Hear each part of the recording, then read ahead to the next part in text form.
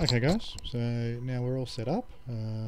We're running Kali Linux in a VMware Player virtual machine, and we've got the USB device plugged in, and we're ready to go. Okay. So what we first need to do is, you can see here I've got my network interfaces open with the ifconfig command, and this shows you my Ethernet network interface card, as well as my Wi-Fi network interface card. So what we need to do now is we need to use WLAN 0, which is just the Linux way of representing that network interface. So yours may be WLAN 1, WLAN 2, but WLAN always represents the wireless network card that's inside the device. Okay. So what we need to do now is we need to set WLAN 0 into monitor mode. So monitor mode lets it receive all packets flying around. Okay. So we issue the command amon-ng start, and we're going to start it on WLAN 0. Okay. And a few things will happen. Okay, and here you can see now monitor mode is enabled on Mon 0. So what we've effectively done is create a Mon 0 interface. Okay, so now what we can do one of two things. What I recommend is we need to make sure that the Wi-Fi adapter that you've got plugged in is working and packet injection is enabled.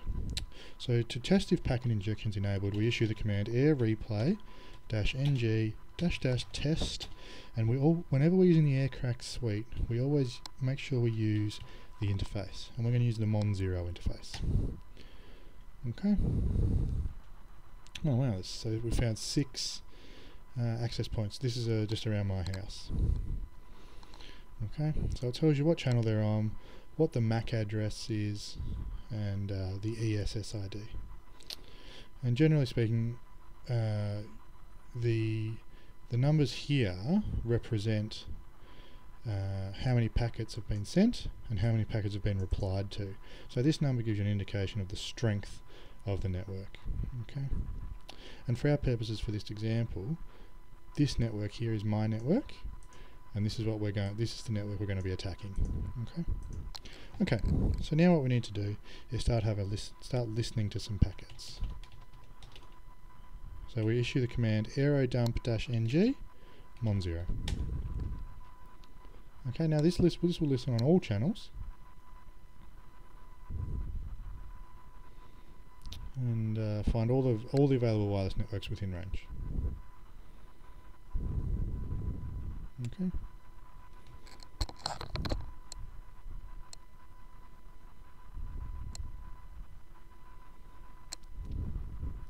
Let it have a bit of a think, and it will enumerate the number of networks available. So up the top is the networks, and down the bottom are the associated devices. So the station is the MAC address of the wireless card within a device, and the probe means that device, even though it's not associated with any BSSID, it's looking for this network. Okay. So we press Control C to end that process. So now what we want to do, actually I just need to clean something up. Oh no, it's fine. Good. Okay. So now we're going to enter the command. We want to specifically listen in on one network. So what we're going to do is we're going to issue the command aerodump-ng -w, and this is the device. This is the directory that we're going to write to, and we're going to call it test. Okay, and we're going to tell the card to only listen to the BSSID that corresponds to our test network, which is this one. Copy that. Okay. And remember, on this interface, and another command to add is -c channel, and we can see here that it's channel 11. So we'll add channel 11. Okay. Let it have a bit of a think. And you can see here now it's receiving these beacons and this data.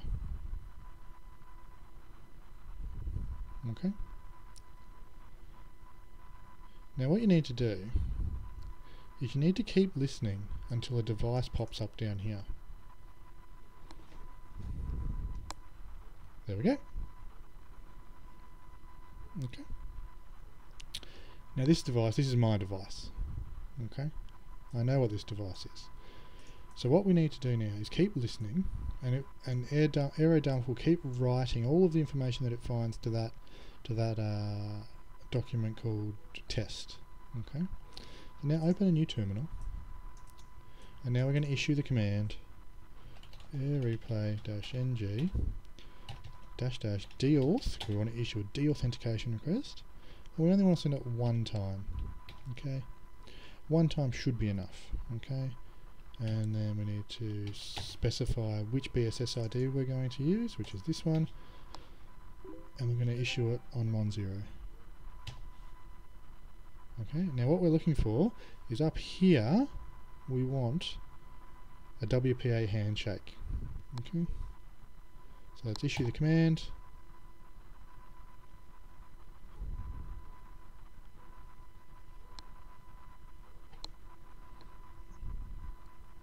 Give it a little while. Nothing. Okay, we'll try again. Issue another one. Ah, there it is. Okay, good.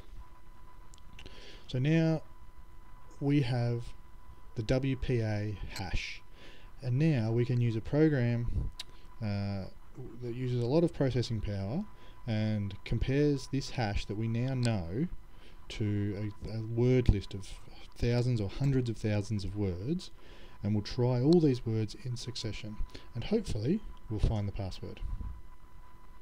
Okay, so we can stop that now, and we'll come back to cracking the hash in just a moment. Okay guys, now we've obtained the hash from our WPA2 Wi-Fi network, and now what we need to do is compare the hash to a word list and use our processor to basically guess the passwords from the word list, and if the password is in our word list or word lists, then it will display the pre-shared key to the Wi-Fi network for us. Okay, so let's get started. So these are the two word lists I'm going to be using. You can use multiple word lists. There are if you use multiple word lists, however, you're running the risk of having double ups, and it's possible that if there are double ups, you'll increase the time it takes to crack your password. Okay, so these are the two word lists we're using. We can see here we've got the hash saved as test-01.cap. That's where our hash is saved from the previous video. So let's get started.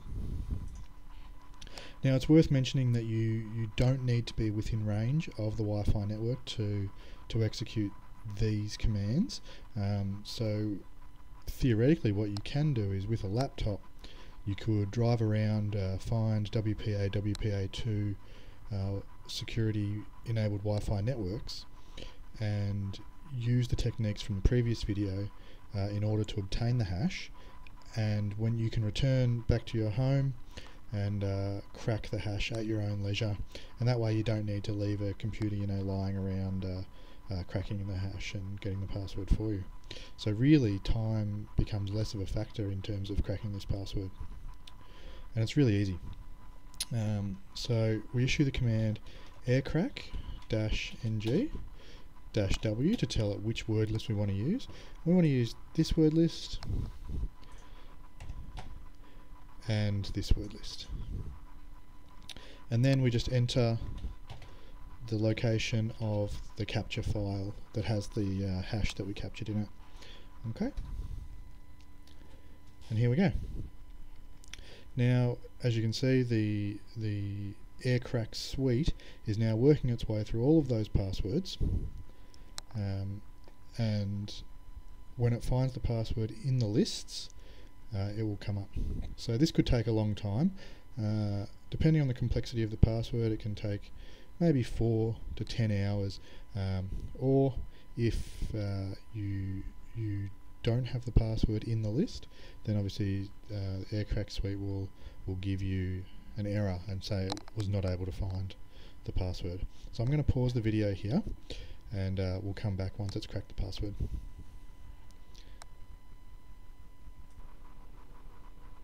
Okay guys, so what I've done is I actually changed word lists over, which ended up being a good thing because I reduced my cracking time to 6 seconds, which is this is the time here. Now it's pretty unusual to have a 6-second crack time. Like I said before, you'd usually be expecting 4 to 10 hours or even longer, depending on the complexity of the password. So you can see I cracked it at roughly 5,800 keys per second, and in 6 seconds I tested 37,300 keys. And this is the key here, honeysuckle. Now it's worth noting that had this password had some numbers and symbols in it, I probably never would have been able to crack the password. And what I'm trying to illustrate with this video is that plain text passwords like this one are not secure. They're not a way to secure your WPA, WPA2 wireless network from outside intruders. And intruders into your wireless network are more than giving them free internet.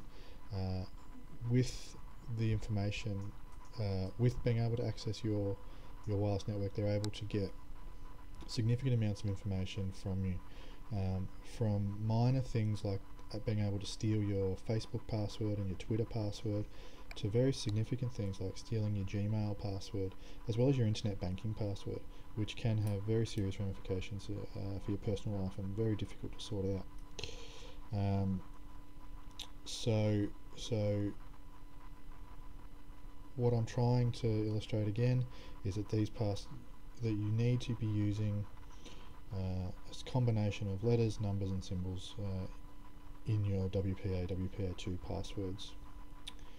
I hope you've enjoyed this video. I hope you've learned something, and in the coming videos I'm going to be presenting how to crack Wi-Fi protected setup WPA passwords using Riva, which is a guaranteed method. It always works, doesn't rely on dictionary hacking or anything like that, and it uses an exploit called Wi-Fi protected setup. The other videos I'm going to be making are videos on domain name service spoofing and ARP poisoning in order to obtain sensitive information like banking passwords. And thank you for watching. I hope you've enjoyed this video. Bye.